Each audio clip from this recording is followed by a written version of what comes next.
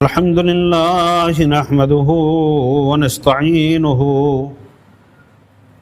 ونستغفره ونؤمن به ونتوكل عليه ونعوذ بالله من شرور أنفسنا ومن سيئات أعمالنا من يهده الله فلا مضل له ومن يضلله فلا هادي له واشهد ان لا اله الا الله وحده لا شريك له واشهد ان محمدا عبده ورسوله اما بعد فان خير الحديث كتاب الله وخير الهدي هدي محمد صلی اللہ علیہ وسلم وشر الامور محدثاتها وكل محدثة بدعة وكل بدعة ضلالة وكل ضلالة في النار فأعوذ بالله السميع العليم من الشيطان الرجيم بسم اللہ الرحمن الرحیم انما یعمر مساجد اللہ من آمن باللہ والیوم الآخر واقام الصلاة وآت الزکاة ولم یخش الا اللہ وعسى اولئک ان یکونوا من المہتدین وقال رسول اللہ صلی اللہ علیہ وسلم من بنا للہ مسجدا بنى اللہ له بیتا فی الجنہ۔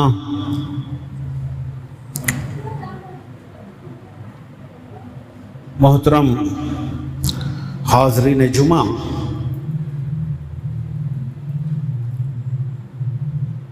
تمام تعریفیں ہر قسم کی بڑائی، بزرگی، تحمید اور تمجید کے جتنے بھی کلمات ہیں سب اللہ رب العزت کے ذات اقدس کے لائق اور سزاوار ہیں۔ اللہ کی جو نعمتیں ہمارے اوپر ہیں، اگر ہم ان نعمتوں کو یاد کریں تو میں سمجھتا ہوں کہ ان نعمتوں کے مقابل میں ہمیں اللہ کی جو تعریف اور توصیف کرنی چاہیے ہم وہ کر نہیں پائیں گے۔ ہم جیسے عاجز اور لاچار بندے، ہمارے اندر وہ صلاحیت ہی نہیں ہے کہ ہم اللہ کے انعامات کے بدلے میں اللہ کی تعریف کر سکیں۔ یہ زبانیں خشک پڑ جائیں گی، قلم سوکھ جائیں گے، گویائی سلب ہو جائے گی۔ اللہ کی تعریف اور توصیف کے کلمات میرے بھائیوں پورے نہیں ہو سکتے کہ آپ میں سے ہر شخص اپنی ذات کو لے لے اور اپنی ذات کے اندر غور کرے کہ اللہ نے اسے کن کن چیزوں سے نوازا ہے، کتنی چیزوں سے اللہ نے نوازا ہے،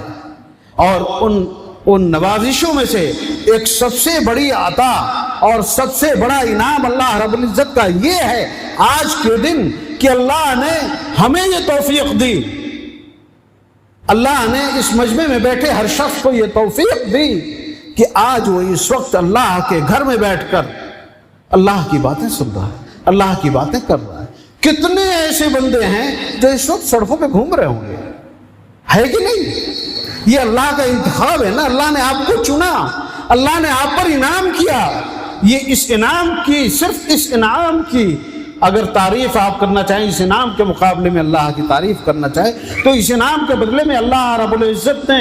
جو چیزیں رکھی ہیں ان چیزوں کا تصور کریں اور اللہ کی تعریف کرنا چاہیں تو ہم اس کی تعریف کا محقوق کر نہیں سکتے ہیں میرے بھائیوں۔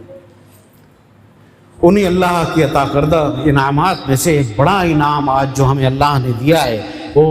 ہمیں یہ سعادت بخشی ہم تمام لوگوں کو کہ ہم اللہ کے گھروں میں سے ایک گھر کو تعمیر کرنے کے لیے، اللہ کا ایک گھر بنانے کے لیے، اللہ کی عبادت کے لیے ایک ایسی مسجد تعمیر کرنے کے لیے اللہ نے ہمیں یہ موقع دیا، کہ ہم آج جمع ہوں، اور وہ ساعت سعید آج آ پہنچی، برسوں کی دعائیں اور اللہ نے قبول کی، اور آج ہم انشاءاللہ جمعہ کی اس نماز کے بعد اللہ کے اس گھر کی تعمیر کریں گے۔ اللہ کے اس گھر کی تعمیر میرے بھائیو، اللہ کے رسول صلی اللہ علیہ وسلم کے اس فرمان کو یاد کیجئے، من بنا للہ بیتن من بنا للہ مسجدن بن اللہ لہ بیتن فی الجنہ، جس شخص نے اللہ کے لیے کسی مسجد کی تعمیر کی، اللہ تعالیٰ اس تعمیر کے عوض جنت میں اس کے لیے گھر بنائیں گے۔ یہ تعمیر کے لیے جن لوگوں نے جو کوششیں کی ہیں، ایک اینٹ کے برابر بھی کوشش کی ہے، اگر یہ اس میں شامل ہو جائیں گے۔ مولانا روم اسلامی تاریخ کے ایک بڑے صوفی شاعر گزرے ہیں، ان کا ایک بڑا مشہور فارسی کا ایک شعر کہتے ہیں کہ رحمت حق بہانہ می جوید، رحمت حق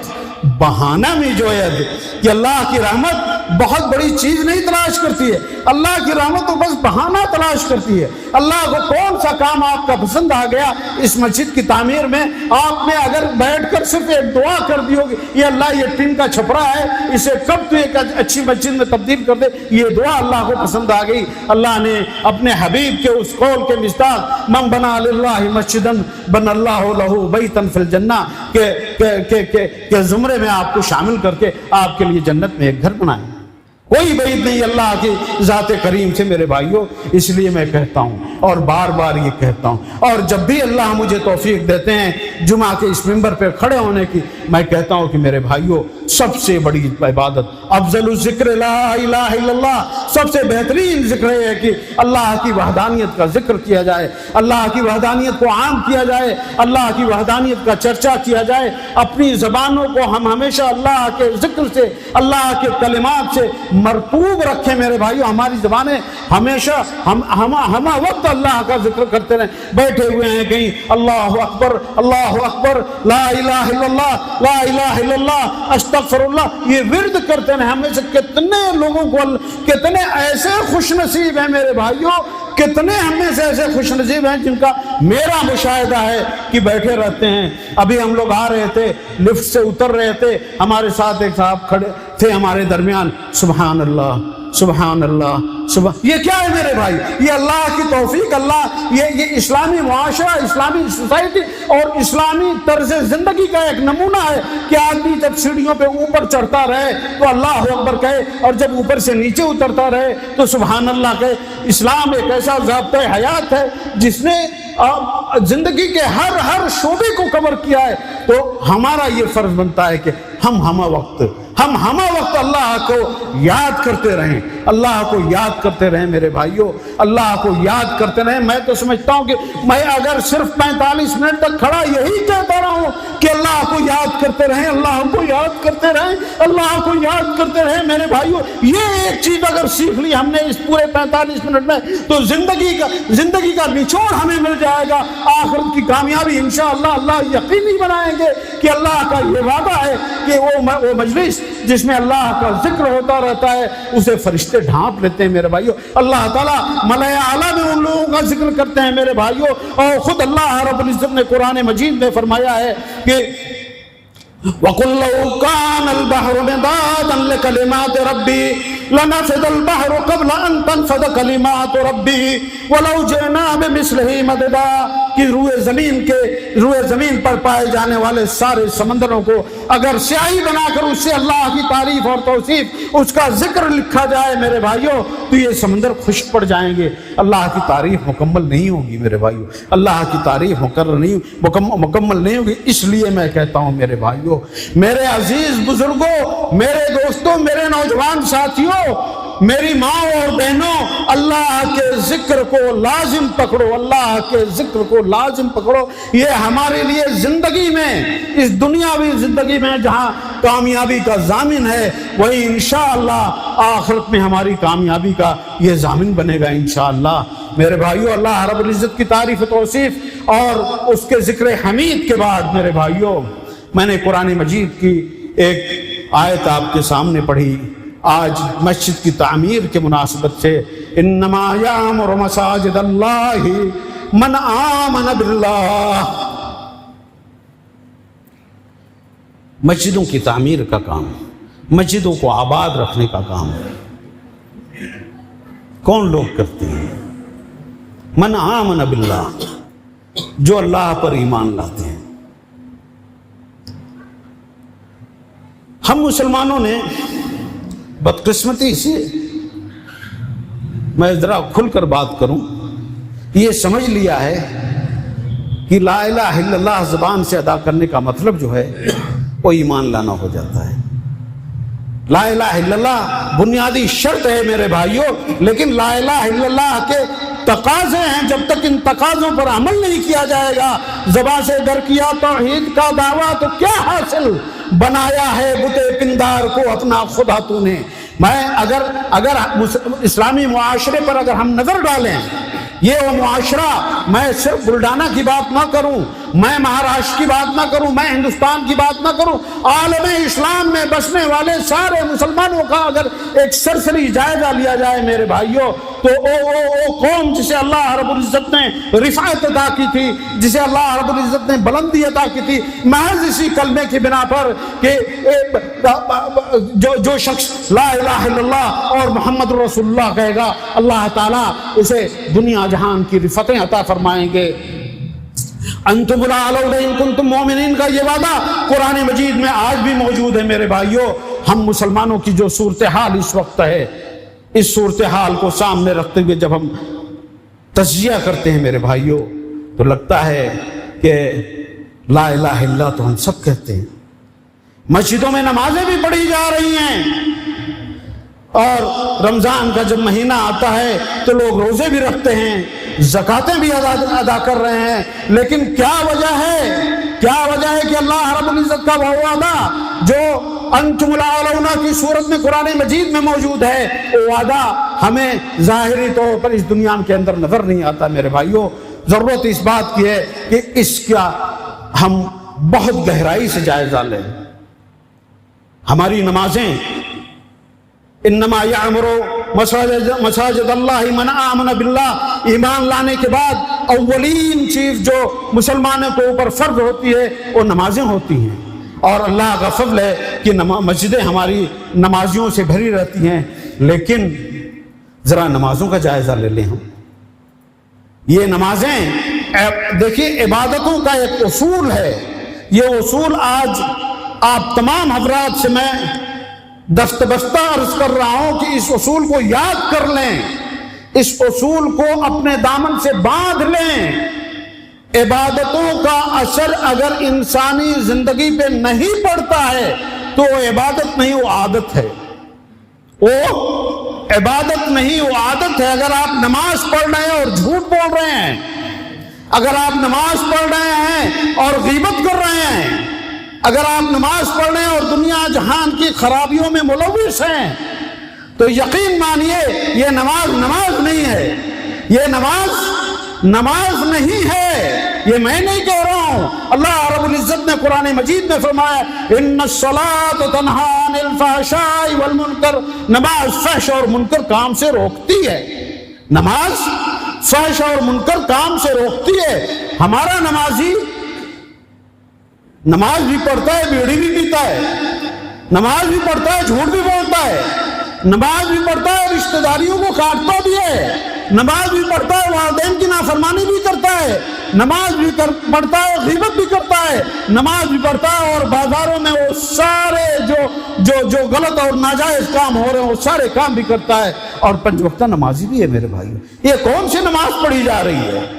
یہ کون سی ایسے نمازیوں کو ہم نے دیکھا ہے میرے بھائیوں، نماز پڑھ رہے ہیں اپنے سگے بھائی سے بات نہیں کر رہے ہیں، نماز پڑھ رہے ہیں اپنے سگے بھائی سے بات نہیں کر رہے ہیں، نماز پڑھ کے اترے نہیں، ممبر سے اتر کے مسجدوں میں بیٹھ کر لوگ ایک دوسرے کی غیبت کرتے ہیں، حتیٰ کہ نوبت یہاں تک آ پہنچی اس ممبر رسول پہ کھڑے ہو کر لوگ جھوٹ بھی بولنے لگے ہیں میرے بھائیوں، نماز کی عادی بھی ہے۔ ان الصلاۃ تنہی عن الفحشاء والمنکر، نماز، قرآن مجید کی بات میں آپ کو بتا رہا ہوں، قرآن مجید کہہ رہا ہے کہ نماز فحش اور منکر کام سے روکتی ہے۔ مسجد کی آبادی سے، مسجد کو بنانے سے پہلے، یہ مسجد جو ہم ابھی سنگ بنیاد رکھنے جا رہے ہیں، میں بلڈانا کے تمام ذمہ داران کو یہ مخاطب کر کے یہ کہنا چاہتا ہوں میرے بھائیوں، اپنے بلڈانا کے علاوہ سارے تمام ان سارے حضرات کو مخاطب کر کے یہ بات کہہ رہا ہوں جن کے کانوں سے میری یہ آواز ٹکرا رہی ہے، جو میری اس آواز کو سن رہے ہیں میرے بھائیوں، کہ ان مسجدوں کی تعمیر سے کہیں پہلے ہمارے اوپر لازم آتا ہے کہ ہمارے دلوں کے اندر کی مسجدیں جو زنگ آلود ہو چکی ہیں، ہمارے دلوں کی مسجدیں جو بوسیدہ ہو چکے ہیں، ایمان کی وہ طاقت جس میں زنگ لگ چکا ہے میرے بھائیوں، ضرورت اس بات کی ہے کہ ہماری ظاہری مسجدیں اگرچہ کی بوسیدہ رہیں، لیکن ہمارے دلوں میں بسنے والی وہ مسجد جسے ہم ایمان کا نام دیتے ہیں، وہ سب سے زیادہ مضبوط ہو۔ یہ وقت آ چکا ہے میرے بھائیوں، اللہ نے یہ جو انعام ہمیں عطا کیا ہے، آج ہم جو مسجد کی تعمیر کرنے جا رہے ہیں، ہم یہ عہد کریں میرے بھائیوں، اس جگہ جا کے پھاوڑا مارنے سے پیشتر، اس جگہ جا کے سنگ بنیاد رکھنے سے پیشتر یہ عہد کر کے اٹھیں کہ ہمارے دلوں کی مسجدیں جو زنگ آلود ہو چکی ہیں، ہمارے دلوں کی مسجدیں جو بوسیدہ ہو چکے ہیں، ان مسجدوں کو پہلے ہم منہدم کر کے ایک نئی مسجد تعمیر کریں گے، ایمان کا ایک ایسا جذبہ اپنے دلوں کے اندر لے کے آئیں گے جو جس کے بارے میں اللہ رب العزت نے کہا ہے کہ انتم الاعلون ان کنتم مؤمنین۔ یہ وہ جذبہ ہمارے اندر جب پیدا ہوگا تو یہاں سے ہماری نمو شروع ہوگی، یہاں سے ہمارا ارتقاء شروع ہوگا، یہاں سے ہمارے حالات کے اندر تبدیلی شروع ہوگی، یہاں سے ہمارے معاشرے کے اندر تبدیلی شروع ہوگی، اور ایک ایسا بدلاؤ آئے گا کہ دنیا انگشت بدندہ رہ جائے گی میرے بھائیوں۔ کہ یہی وہ مسلمان تھے جو کل تک سڑکوں پر گھومتے پھرتے نظر آتے تھے، جن کی کوئی حیثیت نہیں تھی، اور وہ حیثیت آج آپ کو ہر جگہ نظر آ رہی ہے۔ ذرا دیکھ لیجیے اپنے ارد گرد کا ماحول۔ میں سیاسی بات یہاں سے کر نہیں سکتا، نہ کہنا چاہتا ہوں کہ گند پھیلانے سے فائدہ کیا ہے، لیکن ہر ایک کا فرض ہے، اگر وہ اپنے آپ کو مسلمان کہہ رہا ہے تو ذرا مسلمانوں کے حالات پہ نظر ڈالے کہ مسلمان کن حالات سے گزر رہے ہیں میرے بھائیوں۔ اس کا اگر کوئی سبب ہے تو کوئی حکومت سبب نہیں بن سکتی، معاشرہ اور حالات سبب نہیں بن سکتے میرے بھائیوں۔ ہم نے اپنے آپ کو تباہ و برباد کیا ہے۔ اللہ رب العزت کا، میں اللہ کی قسم کھا کے کہتا ہوں، اللہ رب العزت نے جو منہج ہمیں دیا تھا، اللہ رب العزت نے جو ضابطۂ حیات ہمیں دیا تھا، یہ ضابطۂ حیات اور یہ منہج پر عمل کرنے والے یہ ہو نہیں سکتا کہ قرآن مجید کی تعلیمات پر عمل کرنے والا، احادیث رسول کی تعلیمات پر عمل کرنے والا ذلیل و خوار ہو میرے بھائیو، ممکن نہیں ہے۔ یہ میرے رب کا وعدہ ہے، انتم الاعلون ان کنتم مؤمنین۔ میرے بھائیو، مسجد بنانے سے پیشتر آئیے ہم یہ عہد کریں کہ پہلے اپنے دلوں کے اندر کے اس ایمان کو ہم زندہ کریں گے، اس ایمان کو ہم تازہ کریں گے۔ اگر ہم نماز پڑھ رہے ہیں تو نماز پڑھتے وقت یہ خیال کریں گے میرے بھائیو، کتنی بڑی بدبختی ہے، کتنی بڑی بدبختی ہے کہ ہم نماز پڑھنے آتے ہیں، اللہ کے حضور کھڑے ہوتے ہیں، دن میں 5 دفعہ کھڑے ہوتے ہیں میرے بھائیوں، اور پھر 5 منٹ کے بعد سلام پھیرنے کے بعد جب مسجد کے باہر جاتے ہیں تو اللہ کے سارے احکامات کو، اس کی بتائی ہوئی ساری شریعت کو، اس کے بتائے ہوئے سارے اصول و ضابطوں سے ہم اپنے آپ کو آزاد سمجھنے لگتے ہیں۔ یہ ممکن ہو سکتا ہے کیا میرے بھائیوں؟ ممکن ہو سکتا ہے کیا؟ اگر کوئی شخص جسے یہ احساس ہو کہ ابھی تھوڑی دیر کے بعد اذان ہونے والی ہے اور مجھے اللہ کے حضور جا کے کھڑا ہونا ہے، کیا کوئی غلطی کر سکتا ہے میرے بھائیوں؟ کوئی غلطی کر سکتا ہے میرے بھائیوں؟ یہ احساس ہمارے دلوں سے نکل گیا۔ نماز ایک عادت کی طرح بن گئی ہے، آتے ہیں اور مطلب ایسی عادت بن گئی ہے کہ اگر نہیں پڑھتے تو احساس ہوتا ہے کہ نہیں پڑھا ہے۔ یہ جیسے صبح اٹھ کے چائے پینے کی عادت ہے، چائے نہیں ملی آدمی پریشان ہے، ویسے ہی نماز کی عادت بن جاتی ہے، نماز نہیں پڑھا اور وہ پریشان سا ہے۔ لیکن نماز کو اگر چیک کرنا ہے، اگر نماز واقعی نماز ہے، سن لیجئے، اگر واقعی نماز ہے تو یہ نماز آپ کی زندگیوں کے اندر انقلاب لائے گی۔ یہ نماز آپ کو ایک سچے مسلمان کی حیثیت سے کھڑی کر دے گی کہ میرے رب کا فرمان ہے، ان الصلاۃ تنہی عن الفحشاء والمنکر، نماز فحش اور منکر کام سے روکتی ہے میرے بھائیو۔ نمازوں کا نماز کی طرف، مسجد بنانے سے پیشتر نماز پڑھنے کا ڈھنگ سیکھ لیجئے، مسجد بنانے سے پیشتر اپنے ایمان کا جائزہ لے لیجئے میرے بھائیو۔ یہ ایمان اگر ہے تو آپ کی نمازیں صحیح ہیں، یہ ایمان اگر ہے تو آپ کے اخلاقیات صحیح ہیں، یہ ایمان اگر ہے تو آپ کے روزمرہ کے حالات صحیح ہیں میرے بھائیوں۔ اس لیے میں اس وقت یہ آپ تمام حضرات سے گزارش کروں گا میرے بھائیوں، یہ گزارش کروں گا کہ مسجدیں بنانا بہت آسان ہے، مسجدیں بنانا بہت آسان ہے میرے بھائیوں۔ بہت دن نہیں ہوا یہاں کچھ بھی نہیں تھا، ہمارے بزرگ کھڑے ہوئے، کوشش کی، لوگوں سے چندہ مانگا، کچھ نوجوان کھڑے ہوئے بلڈانا کے، وہ غیور نوجوان، اور اتنی بڑی زمین خرید لی۔ ہمارے ڈاکٹر سعید صاحب فیضی حفظہ اللہ موجود ہیں، ایک بڑی رقم ان کی اس زمین پر لگی ہوئی، اللہ تعالیٰ انہیں صحت و عافیت کے ساتھ رکھے۔ وہ تمام حضرات جنہوں نے اس زمین کی خریداری میں دامیں درمیں قدمیں سخنے جس طریقے سے مدد کی ہے، اللہ تعالیٰ ان کے اس نیک جذبات کو قبول فرمائے اور ان کے لیے اپنے حبیب کے قول کے مصداق جنت میں ان کے لیے گھر بنائے، اور اس عمل کے بدلے میں اللہ تعالیٰ ان کی زندگیوں میں اسلام کو مکمل طور پر نافذ کر دے میرے اللہ۔ میرے بھائیوں، مسجد کا بنانا اور مسجد کا آباد کرنا، میں نے ابھی ایمان کی بات کی، اور ایمان کے سلسلے میں جب گفتگو ہم کرتے ہیں تو میرے بھائیوں، ایمان ایک ایسا موضوع ہے کہ آدمی گھنٹوں بولے لیکن وہ موضوع ختم نہیں ہوگا میرے بھائیوں۔ ہم اگر ایمان کا جائزہ لینے کی بات کریں تو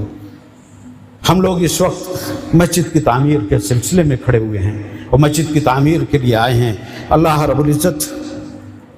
اللہ کے رسول صلی اللہ علیہ وسلم کا بیان ہے، ایک بڑی لمبی حدیث ہے، اس میں آپ صلی اللہ علیہ وسلم نے فرمایا، سبعۃ یظلھم اللہ فی ظلہ یوم لا ظل الا ظلہ، کہ 7 ایسے خوش نصیب افراد ہوں گے جنہیں اللہ رب العزت قیامت کے دن اپنے عرش کے سائے میں جگہ دیں گے، اس دن جس دن اس سائے کے علاوہ کوئی اور سایہ نہیں ہوگا میرے بھائی۔ اس دن اس سائے کے علاوہ کوئی اور سایہ نہیں ہوگا۔ ان 7 افراد میں سے ایک خوش قسمت شخص وہ ہے، کہا وَرَجُلٌ قَلْبُهُ مُعَلَّقٌ بِالْمَسَاجِدِ، ایک ایسا شخص جس کا دل مسجد سے لگا رہتا ہے، مسجد میں اٹکا رہتا ہے، ظہر پڑھ کے نکلا اور گھڑی دیکھ رہا ہے کہ ابھی عصر کا وقت ہو جائے گا، عصر کی نماز پڑھی نہیں کہ مغرب کی فکر ستا رہی ہے کہ ابھی مغرب ہونے والی ہے۔ رجل قلبہ معلق بالمساجد، ہمارے اندر، ہمارے معاشرے میں ضرورت اس بات کی ہے میرے بھائیوں کہ ہم اپنے گھروں میں ہر اس چھوٹا سا بچہ جب اس پر نماز فرض ہو جاتی ہے، وہاں سے لے کر آخر تک، عمر کی آخری سانسوں تک نماز کا فریضہ ساخت نہیں ہوتا میرے بھائی۔ نماز کا فریضہ مسجد بنانے کے ساتھ ساتھ ہماری یہ ذمہ داری بنتی ہے کہ نمازیوں کا ایک معاشرہ بنائیں، نمازیوں کا ایک معاشرہ بنائیں۔ وَرَجُلٌ قَلْبُهُ مُعَلَّقٌ بِالْمَسَاجِدِ سَبْعَةٌ يُظِلُّهُمُ اللَّهُ فِي ظِلِّهِ يَوْمَ لَا ظِلَّ إِلَّا ظِلُّهُ۔ جانتے ہیں یوم لا ظل الا ظلہ کا مطلب کیا ہے؟ قیامت کا دن، قیامت کا دن میرے بھائیوں، سورج کی تپش 45 ڈگری سے اوپر جاتی ہے تو آدمی سڑکوں پہ چل نہیں پاتا ہے، اور 48 ہو گئی، 49 ہو گئی تو گھر سے باہر نہیں نکلتا ہے۔ یہ سورج کرۂ ارض سے، اس زمین سے تقریباً 15 کروڑ کلومیٹر کی دوری پر ہے۔ 15 کروڑ 14.85 14.85 کروڑ کلومیٹر، تب یہ گرمی کا عالم ہے۔ قیامت کے دن یہ سورج سوا نیزے پر ہوگا، قیامت کے دن یہ سورج سوا نیزے پر ہوگا۔ سنا آپ نے؟ سبعۃ یظلھم اللہ فی ظلہ یوم لا ظل الا ظلہ، کوئی سایہ نہیں ہوگا سوائے رب کریم کے عرش کے، کوئی سایہ نہیں ہوگا، کوئی سایہ نہیں ہوگا میرے بھائیوں۔ اس دن کو یاد کیجئے جس دن نفسا نفسی کا عالم ہوگا، یوم یفر المرء من اخیہ وامہ وابیہ وصاحبتہ وبنیہ، لَكُلِّ امْرِئٍ مِّنْهُمْ يَوْمَئِذٍ شَأْنٌ يُغْنِيهِ۔ میرے بھائیو، بھائی بھائی کا نہیں ہوگا، بہن بھائی کی نہیں ہوگی، بیٹا باپ کا نہیں ہوگا، ماں بیٹا، کوئی کسی کا پرسان حال نہیں ہوگا، سورج سوا نیزے پر ہوگا۔ اس دن اگر کسی خوش نصیب کو اللہ اپنے عرش کے سائے میں جگہ دیں گے تو وہ ایک شخص ہوگا، 7 افراد میں سے وہ ایک خوش نصیب شخص ہوگا جس کا دل مسجد سے لگا رہتا ہے، مسجد سے لگا۔ میرے بھائیوں، اگر 48 ڈگری برداشت نہیں کر سکتے ہو تو اس دن کو ذرا تصور کرو، اس دن کو ذرا تصور کرو میرے بھائیوں، اور اس دن کی کامیابی، فلاح اور بہبودی کے لیے میرے بھائیوں آج تیاری کرنا پڑے گا۔ یہ RCC کی مسجد کسی کام آئے گی نہیں اگر یہ آباد نہیں ہوئی، اور یہ آباد بھی ہوئی اور ایسے نمازیوں سے آباد ہوئی جن کی نمازیں ان کی زندگیوں پہ اثر نہیں کر رہی ہے، تو بہت ساری نمازیں ایسی ہوگی، سن لیجئے، بہت ساری نمازیں ایسی ہوگی جو قیامت کے دن نماز پڑھنے والوں کے منہ پر مار دی جائیں گی۔ اللہ ہمیں ایسی نمازوں سے محفوظ رکھے، ہمیں ایسی نمازیں پڑھنے کی عادت ڈالنی چاہیے جو نمازیں اللہ کے رسول صلی اللہ علیہ وسلم نے ہمیں سکھائی ہے، جن نمازوں کا اثر ہماری زندگیوں میں پڑے جب کھڑے ہو اللہ کے حضور۔ ان تعبد اللہ کانک تراہ فإن لم تکن تراہ فإنہ یراک، یہ کیفیت پیدا ہو کہ اللہ کے حضور کھڑے ہو تو یہ احساس ہو کہ اللہ رب العزت ہمیں دیکھ رہے ہیں۔ الحمدللہ رب العالمین الرحمن الرحیم مالک یوم الدین ایاک نعبد و ایاک نستعین۔ سورہ فاتحہ جب یہ پڑھیں تو سورہ فاتحہ کے معنی و مفہوم ہمیں معلوم ہو کہ ہم اپنے رب سے مخاطب ہیں، ہم اپنے رب سے گفتگو کر رہے ہیں، ہم اپنے رب سے کیا مانگ رہے ہیں۔ اہدنا الصراط المستقیم ہم کہہ رہے ہیں، اے اللہ تو ہمیں سیدھا راستہ دکھا۔ یہ دعائیں ہم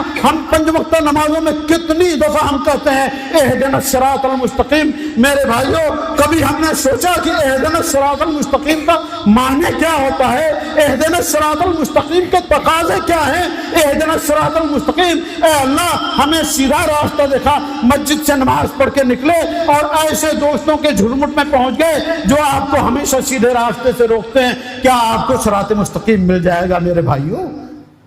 کیا صراط مستقیم یہ مذاق نہیں ہے کہ ہم اللہ سے صراط مستقیم مانگ رہے ہیں اور صراط مستقیم کے حصول کے لیے ہم کوشاں نہیں ہیں؟ ہمارا فرینڈ سرکل، ہمارے دوستوں کا حلقہ، سب سے اگر یہ ہم اللہ سے کہہ رہے ہیں اہدنا الصراط المستقیم، تو ہمارا اولین فریضہ یہ بنتا ہے کہ ہم اپنے فرینڈ سرکل پہ دیکھیں، اپنے دوستوں کے حلقے پہ دیکھیں کہ یہ ہمارا دوستوں کا جو حلقہ ہے یہ کیسا ہے، کیونکہ ابھی میں مسجد سے نکلوں گا تو اسی حلقے میں جا کے بیٹھوں گا، کہیں وہ ایسا حلقہ ہو جو اذان ہونے کے بعد میں اٹھنے لگوں تو کہے ارے یار بیٹھ بھی 15 منٹ باقی ہے، ارے کہاں جا رہا ہے، چلنا یار، عشاء ہو رہی ہے۔ اگر اس حلقے میں آپ بیٹھ رہے ہیں اور موقع ملے اللہ کے حضور کھڑے ہو کر اہدنا الصراط المستقیم کہتے ہیں تو کیا اس دعا میں کوئی اثر رہے گا میرے بھائیوں؟ اس دعا میں کوئی اثر؟ ہماری نمازیں بے اثر کیوں ہیں؟ ہماری نمازیں بے اثر کیوں ہیں میرے بھائیوں؟ اس لیے کہ ہم نے یہ سمجھ لیا ہے کہ مؤذن اذان دے، ہم مسجد میں آئیں، اٹھک بیٹھک کریں اور چلے جائیں اور ہم اس خوش فہمی میں رہتے ہیں کہ ہم نے نماز پڑھ لی۔ نہیں میرے بھائیوں، اس دھوکے میں نہیں رہیے۔ ایک صاحب اللہ کے رسول صلی اللہ علیہ وسلم کے اس مبارک دور میں اللہ کے رسول صلی اللہ علیہ وسلم مسجد نبوی میں تشریف فرما تھے، ایک صحابی آ کے نماز پڑھ کے جانے لگے، آپ نے کہا ارجع فصل فإنک لم تصلی، جاؤ دوبارہ نماز پڑھو اس لیے تم نے نماز نہیں پڑھی ہے۔ نماز کی ادائیگی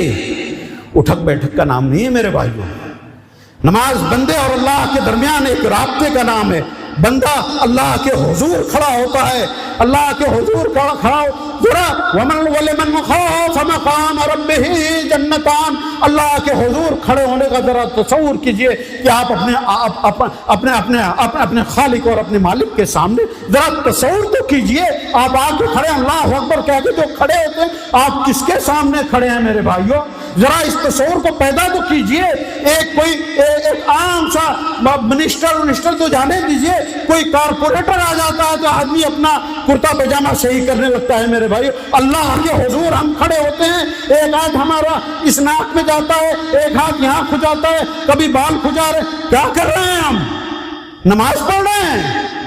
اللہ کے سامنے کھڑے ہیں، اہدنا الصراط المستقیم کہہ کے اللہ سے دعا مانگ رہے ہیں میرے بھائیوں۔ کہاں ہم کھڑے ہیں میرے بھائیوں، کہاں ہم کھڑے ہیں، کس معاشرے میں ہم سانسیں لے رہے ہیں اور ہم کیوں ایسے بنے ہیں؟ اس کا میرے نظر میں سب سے بنیادی سبب یہ ہے میرے بھائیوں کہ ہم مسلمانوں نے قرآن مجید کو چھوڑ دیا ہے۔ قرآن مجید جو اس دین کو سکھانے کے لیے اللہ رب العزت نے ضابطۂ حیات کی شکل میں ہمیں دیا تھا، آج میں اگر پوچھ لوں، اور میں پوچھتا ہوں مجموع سے، میں پوچھتا ہوں، جمعہ کا دن ہے، مجمع جواب نہیں دیکھا، میں یہ بھی جانتا ہوں، لیکن کم از کم اپنے دل کے اندر احساس تو کرے گا۔ میرے سوال کا جواب اپنے من میں دے لیجئے، آپ میں سے کتنے ایسے لوگ ہیں جنہوں نے قرآن مجید کی تلاوت کی ہے؟ آج جمعہ کے دن کتنے ایسے لوگ ہیں جنہوں نے قرآن مجید کی تلاوت کی ہے؟ اور پھر کتنے ایسے لوگ ہیں جنہوں نے قرآن مجید کو سمجھ کر پڑھا ہے؟ میرے بھائیوں، مجھے معلوم ہے کہ کتنے لوگ اپنے دلوں میں جھانک کر شرمندہ ہو رہے ہیں، کیونکہ عام مجلسوں میں جب میں نیچے بیٹھ کر گفتگو کرتا ہوں تو میں ہاتھ اٹھواتا ہوں، بڑے بڑے مجموع میں سے 14 15 10 20 لوگوں کے ہاتھ اٹھتے ہیں، باقی پورا مجمع خاموش رہتا ہے۔ دین آپ دین پر عمل کرنا چاہتے ہیں، آپ اپنے آپ کو دیندار بنا رہے ہیں، بتا رہے ہیں آپ اپنے آپ کو مسلمان سمجھ، ارے بھائی مسلمان کہہ رہے ہیں، بہت اچھی بات ہے، اسلام اور مسلمانوں کے جو تقاضے ہیں، جو ضابطے ہیں، ان ضابطوں کو تو پڑھیے، تب تو دین کی روح ہمارے اندر آئے گی، تب تو دین کی روح ہمارے اندر آئے گی۔ یہ روح جب تک نہیں آئے گی میرے بھائیوں، مسلمان اللہ نہ کرے مسلمان اسی طریقے سے ذلیل ہوتا رہے گا۔ اللہ تعالیٰ قوم کی ذلت کو روک دے، اللہ تعالیٰ قوم جس طریقے سے بے یار و مددگار پڑی ہوئی، اللہ تعالیٰ اس قوم کو سمجھ عطا کرے، اس قوم کو دین سے جوڑ دے، اس قوم کو کتاب کریم، رب کریم اپنی کتاب سے جوڑ دے۔ میرے مالک، میرے اللہ، تو میری اس قوم کو، اس امت کو اپنی کتاب سے جوڑ دے، اپنی کتاب کو سمجھنے کی توفیق عطا فرما۔ میرے بھائیوں، یہ کتاب کو سمجھے بغیر، اس کتاب سے جڑے بغیر ہمارا دین مکمل نہیں ہو پاتا، ہم اپنے دین کو سمجھ ہی نہیں پاتے۔ اور میں مسئلہ بتا دوں میرے بھائیوں، مسئلہ سن لیجئے، اللہ کے رسول صلی اللہ علیہ وسلم اللہ کے حضور، میرے بھائیوں اللہ کے حضور شکایت کریں گے، ان قوم اتخذوا هذا القرآن مہجورا، میرے رب، میری اس قوم نے اس قرآن مجید کو چھوڑ رکھا تھا۔ مہجور کس کو کہتے ہیں میں بتاؤں؟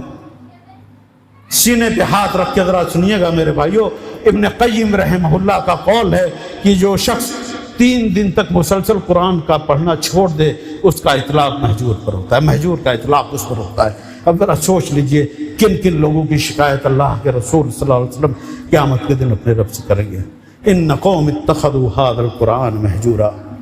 محترم حاضرین جمعہ، اللہ رب العزت نے اللہ کے انعامات میں سے، جہاں اللہ کے بے شمار انعامات ہیں، اور انہی انعامات کا ذکر کرتے ہوئے میں نے کہا کہ اللہ نے جمعہ کی اس مبارک مجلس میں ہمیں یہاں بیٹھ کر اللہ کے دین کی باتیں کرنے اور سننے کا موقع عطا فرمایا۔ اللہ کے انہی انعامات میں سے ایک بڑا انعام جمعہ کا یہ مبارک دن ہے میرے بھائی۔ یہ اتنا ایڈوانس سسٹم ہے جو اس دنیا میں آج بھی بڑی سے بڑی ترقی یافتہ قومیں، ترقی یافتہ ادارے اپنے یہاں اپنے سے وابستہ لوگوں کو اپ گریڈ کرنے کے لیے سال میں 1 مرتبہ یا 2 مرتبہ جمع کرتے ہیں، اور دنیا کے بدلتے ہوئے ماحول پر گفتگو کر کے انہیں اپ ڈیٹ کیا جاتا ہے۔ اسلام واحد دین ہے جو ہر ہفتے اپنے متبعین کو جمع کرتا ہے کہ وہ اپ ڈیٹ ہوں اپنے حالات سے، وہ اپنے آپ کو اس دنیا کے بدلتے ہوئے حالات کو سامنے رکھ کر اپنے آپ کو اس کے لیے تیار کریں۔ میرے بھائیوں، مسلمانوں نے جمعہ کے اس خطبے کو عام رسم سمجھ کر، اور اب تو ایسا جمعہ کے خطبوں کی اللہ کے رسول صلی اللہ علیہ وسلم نے جو اہمیت بتائی ہے میرے بھائیوں، افسوس کہ ہمارا معاشرہ دین کو سمجھتا نہیں ہے، سمجھتا رہتا تو شاید اس سے یہ غلطی نہیں ہوتی۔ کہا جب خطیب ممبر پہ چڑھ جاتا ہے تو فرشتے اپنا رجسٹر بند کر لیتے ہیں،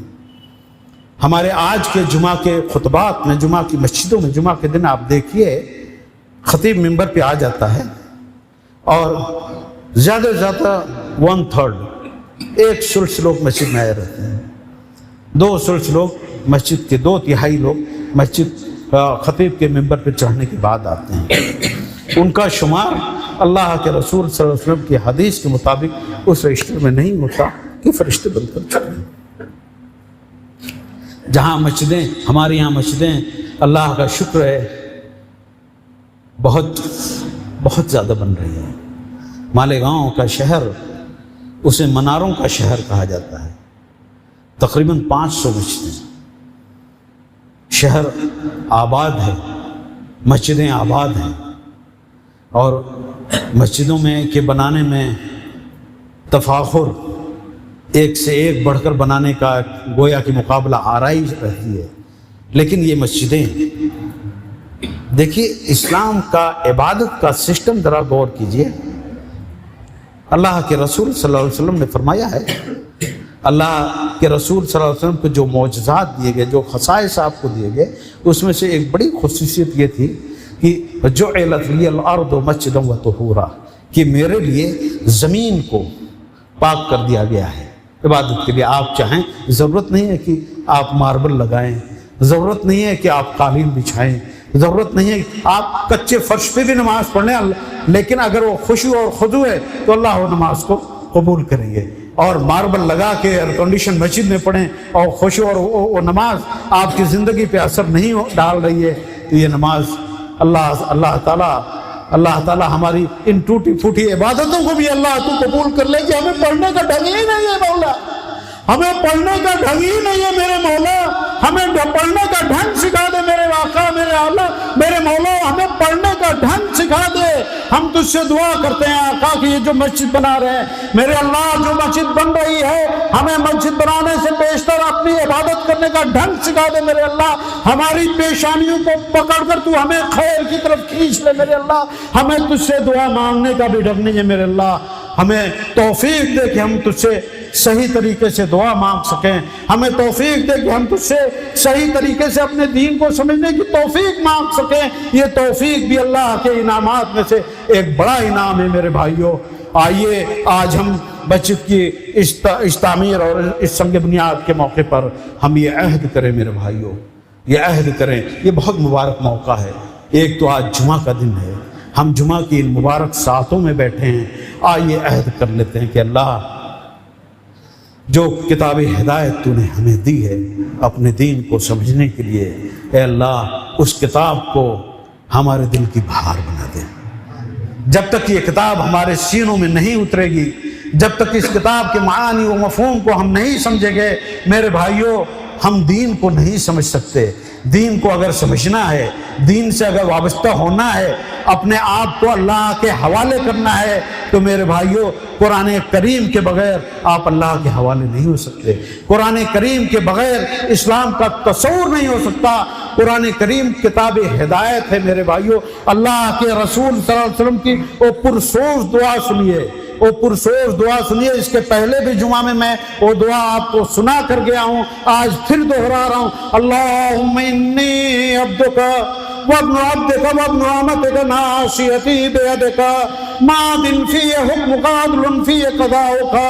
اسألک بکل اسم هو لک سمیت به نفسک او انزلته فی کتابک او علمته احدا من خلقک ان تجعل القرآن ربیع قلبی وجلاء حزنی وذہاب ہمی۔ اللہ کے رسول صلی اللہ علیہ وسلم بہت ہی پرسوز انداز میں، بہت ہی پرسوز آواز میں اپنے رب سے دعا کرتے ہیں کہ اللہ اس قرآن کو میرے دل کی بہار بنا دے میرے بھائیوں۔ یہ دعا ہمیں ہر نماز میں شامل کرنا چاہیے، اور صرف ہم اہدنا الصراط المستقیم کی طرح دعا نہ مانگیں میرے بھائیوں۔ جب اہدنا الصراط المستقیم کہیں، جب ہم اللہ سے نیک اور سیدھے راستے کی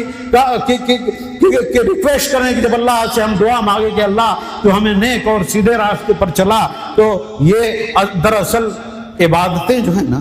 نماز کا قیام مسجد کے باہر ہوتا ہے۔ نماز یہاں آپ نے ادا کی، اور اس کو قائم کرنا، اس کو آپ نے نماز میں جو کچھ بھی اللہ سے عہد کیا ہے، جو کچھ بھی مانگا ہے، اسے برتنا تو پڑے گا، اسے برتنا تو پڑے گا میرے بھائیوں۔ یہاں آ کر آپ اللہ سے وعدہ کریں اور باہر نکل کر وہ سارے وعدے آپ بھول جائیں۔ آپ کس کے ساتھ، کس کو، ذرا سوچیں کس کو دھوکہ دے رہے ہیں؟ کس کو میرے بھائیوں؟ کیا وقت نہیں آیا ہے؟ کیا یہ وقت نہیں آیا ہے کہ ہم بیدار ہو جائیں، ہم دین کو سمجھ لیں، اور جس طریقے سے دین کو سمجھنا ہے اس طریقے سے دین کو سمجھیں، دین کو ہم اپنے گھروں میں لے کر آئیں، دین کو اپنے بچوں میں لے کے آئیں۔ اور میں بات آئی تو میں میرے بھائیوں، میرے بزرگوں اور میرے بہت ہی محترم دوستوں اور ساتھیوں، میں آپ کو بتا دوں، اگر یہ چھوٹے چھوٹے بچوں کا مستقبل اگر آپ چاہتے ہیں میرے بھائیوں، تو گھروں میں دین کو لے کر آئیے، گھروں میں دین کو لے کر آئیے۔ اگر دین کا ماحول گھر میں نہیں آیا میرے بھائیوں، اگر ہماری عورتیں اذان کی آواز سن کر مردوں سے اپنے گھر کو خالی کرنے کی عادت ان کو نہیں پڑی، اگر دین پر چلنے کا ماحول نہیں بنایا گیا، تو میرے بھائیوں وہ دن دور نہیں ہے، اور وہ آندھی چل چکی ہے، وہ آندھی چل چکی ہے۔ معلوم نہیں ہمارے گھروں سے ہزاروں ہزار کی تعداد میں بچیاں نکل کر غیروں کے ساتھ چلی گئی ہیں۔ کیا وجہ ہے؟ کبھی سنا ہے، کبھی کسی نے سنا ہے کہ کوئی شخص سونا پھینک کر گوبر ہاتھ میں لے لے؟ ہو رہا ہے اس لیے کہ گھروں میں ہم نے اس سونے کو بتایا ہی نہیں کہ سونا کیا ہے، اس دین کو ہم نے تعارف ہی نہیں کروایا، اس دین کو ہم نے گھروں میں بتایا ہی نہیں، گھروں میں پرکھا ہی نہیں ہے، گھروں میں اس کو برتا ہی نہیں ہے میرے بھائیوں۔ اس دین کو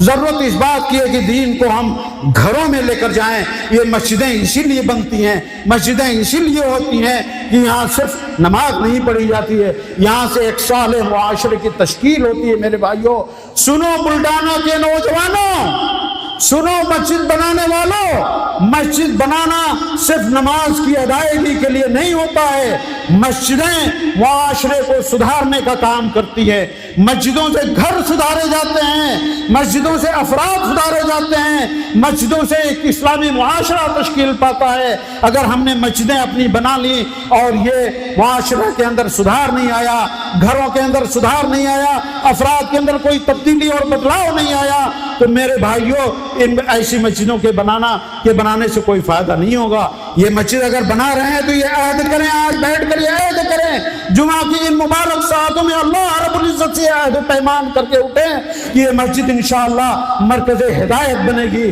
یہ مسجد انشاءاللہ بننے والی یہ مسجد انشاءاللہ صرف بلڈانا نہیں بلکہ اطراف کے سارے علاقوں کے لیے ایک روشن مینار بنے گی، یہاں سے ہدایت کا نور پھیلے گا اور وہ نور گھروں میں جائے گا میرے بھائیوں، گھر گھر کے اندر جائے گا، ایک ایک دل کو مس کرے گا، ایک ایک دل میں داخل ہوگا، اور پھر ہم سمجھیں گے کہ ہماری کوششیں اللہ تعالیٰ قبول فرما رہے ہیں میرے بھائیوں۔ اللہ سے دعا ہے کہ اللہ تعالیٰ ہمیں جمعہ کی اس مبارک ساعت میں، جمعہ کی ان مبارک گھڑیوں میں ہمیں جس مسجد کی تعمیر کی اللہ نے توفیق دی میرے بھائیوں، اس کے مطابق ہمیں دین کو سمجھنے کی بھی توفیق عطا فرمائے، اس دین کو اس مسجد کو آباد کرنے کی توفیق عطا فرمائے کہ اللہ کا فرمان ہے انما یعمر مساجد اللہ من آمن باللہ، ہمارے دل کو اللہ تو اپنے ایمان کے نور سے منور کر دے تاکہ یہ بننے والی مسجد کو ہم آباد کر سکیں، تیری ہدایت کے مطابق آباد کر سکیں، اور اس طریقے سے آباد کریں کہ اس میں ادا کی جانے والی ہر نماز اور ہر عبادت کا اثر ہماری زندگیوں پر ظاہر ہوگا۔ اے اللہ تو قبول کرنے والا ہے، تو مجیب ہے، اے اللہ تو ہماری دعاؤں کو قبول فرما لے اور ہمیں اس مسجد کے بنانے کی توفیق عطا فرما۔ وآخر دعوانا الحمدللہ رب العالمین۔